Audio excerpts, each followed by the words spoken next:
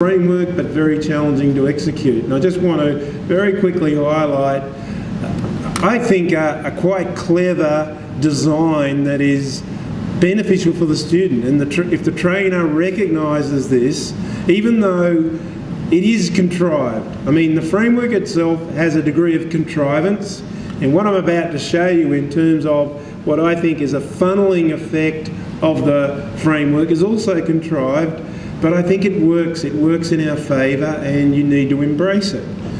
So it's about this 4-3-2-1 embedded structure. So the first four elements to me are largely about the framing, the big picture, the positioning that we want our students to be aware of.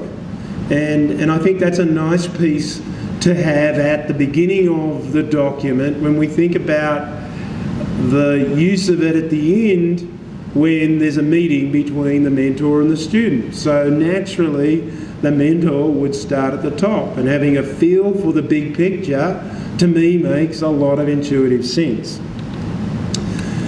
We funnel down now to and the rest of the template is about the specific project that the student wants to do. So big picture, 4 items. Now, what about the building blocks, the basic building blocks of the project? It's a bit about what the student plans to do and a lot about how. Okay, and the 3 building blocks are the combination of the idea, data and tools.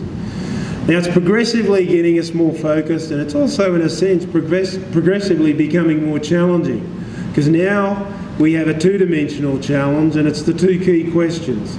So it's the what's new and so what, and they are a package that the student ideally should be thinking about such that they work harmoniously and convincingly.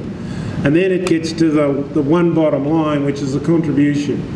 And here is the supreme challenge that even experienced researchers toss and turn about late at night. You can't sleep because we're trying to figure out what the contribution of our research is. And then we have a +1. It's the other considerations that could quite often be just as important in many ways than the other things that we've already talked about. So that's a big, broad overview of the framework. So what I want to round this first goal out with is thinking or making you aware of some additional resources. So there's, I guess, 2 main versions of what I call queued versions of the template. And what the queuing is about is where we have the template structure with a range of questions or prompts or other relevant things that are contained in each of the sections that are there to try and help both sides of the communication. So the primary target is the pitcher, and there's a link on this slide which we're not going to click, but it would send you to a Word version of this queued version of the template for the student. What I want to spend some time on, which really I've never dwelled on in any of the 260 odd occasions, and it's very relevant to train the trainers, is a pitchy version. So a trainer's version of this queued template. And there's also a link there which we're not going to click because I've got some slides coming up that tell us about how to think about the template from a trainer's point of view. And depending on time, I want to go into a little bit of detail on this because I've put a lot of serious thought into what you might want to think about when you are viewing a student's efforts. Now, the third version there that I don't have much to offer at this stage, but it's something that could come out of the ongoing and growing collaboration I've got with the academic community in Pakistan, is to think of discipline-specific and nuanced variations of the queued template. And so the one that I can offer you, but we won't look at today, is one that takes the view from a mechanical engineering point of view. This was produced by a student about 3 years ago, actually. Not surprisingly, a student out of the faculty in the School of Mechanical Engineering at UQ, where the student basically said, here's some extra advice for someone in this particular discipline in terms of how you might use the template. And one of many things on my list of things I'd like to develop in terms of resources going forward are more of these discipline-specific guides that can help trainers going forward. But I want to spend a little bit of time on the pitchy version, queued version of the template. Now don't get scared, I just put this up to show you what the full picture of this queued template is. What is quite common when you know that you've got to present something, you come up with some extra thoughts and insights that you didn't think about, and that's exactly what has happened here. So in the slides that follow, I'm going to drill down into what's basically written in this unreadable slide that is presented to you, and actually I've come up with some more suggestions just because I've decided I want to train the trainers, and I think this is a positive benefit from taking this challenge on. So everything in blue is what was in what you saw on the first slide, and as we go through there'll be some stuff that's in green, which is the new insights that I got in preparing these slides. So we don't need to go into this in fine-tooth detail, but here is some suggestions to trainers to, even something as innocuous as a working title, to think about the working title that a student has presented. So is the chosen working title informative? So we don't want something that's cryptic from a student. So you make a judgment. Is it informative? Is it succinct? Is it catchy? Well, catchy is not so important here, and maybe that's a negative. If they're trying to have something that's catchy, maybe it's confusing. How many dimensions are flagged in the working title?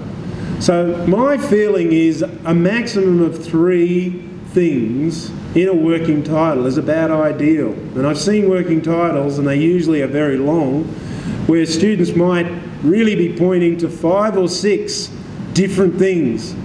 And to me, while I recognise the world is complex, and why the student believes that those 5 or 6 things are really important, what the student is lacking is focus. So my guidance here as a trainer is to get the student to really say, okay, there are 6 or 7 things in the complicated world that they see in research. What are the 3 main ones? And that should be evident in the working title, front and centre.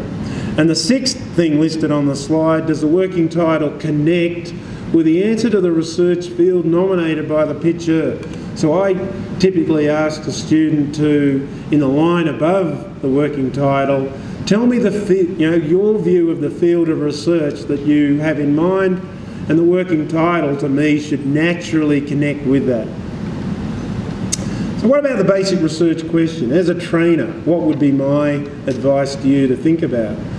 Well, number 7 there, so I'm just accumulating the number of pieces of advice here. We're going to get it to 90.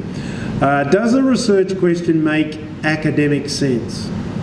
So for this exercise, our main concern, it might not be the only concern, but our main concern is the scholarly goal of the research. So it should make academic sense. Number 8, is the research question clear, succinct and uncomplicated? Number 9, how many dimensions are flagged? And again, my favourite number is 3. I think if the research question seems to have more than 3 things, I describe that euphemistically as it has too many moving parts. And it's good training for a student to distill out of a really complex situation the most salient pieces, and 3 to me seem to be the upper limit on that. So is number 11, is the research question an appropriate balance between the broad and the specific. And as a trainer, you sort of figure that out. You make a judgment. Does the research question extend the working title in a meaningful way? What I've got in mind here is I do see students that they think it's quite clever. They make the working title a research question. And I think they're just missing an opportunity here. So sure, there are plenty of good papers where essentially the title of the paper is their research question. But I'm after more from the student. So as a trainer, I think you should be after more as well. And now, as a recurring theme, the bottom of this slide, number 13, asks the question and gets us to think about, does the research question nicely connect with the working title? Without being repetitive, but does it now start to build a story, even as it is a short story? So, key papers. So are the number of key papers a good choice for this area? And in some areas, maybe one paper is fine, although I used to think, just as a trainer of a student, just tell me one. Let's keep it really uncomplicated. I'm now of the view, I think 3 is a good number. Tell me the 3 key papers. Number 16, can the picture succinctly explain the reasons behind the choice of the key paper? So this is not going to be part of the written exercise, it's when you're talking to them. So maybe in some circumstances you feel it's quite necessary to dwell on this for a bit and say to the student, okay, you've chosen these papers, just very quickly tell me the logic behind your choice. And I think that can be informative. So that relates to number 17 there. Number 18, are the reasons sound and persuasive? If not, why not? Number 19, are there better choices of key papers available? And maybe you figure the students missed a really recent important paper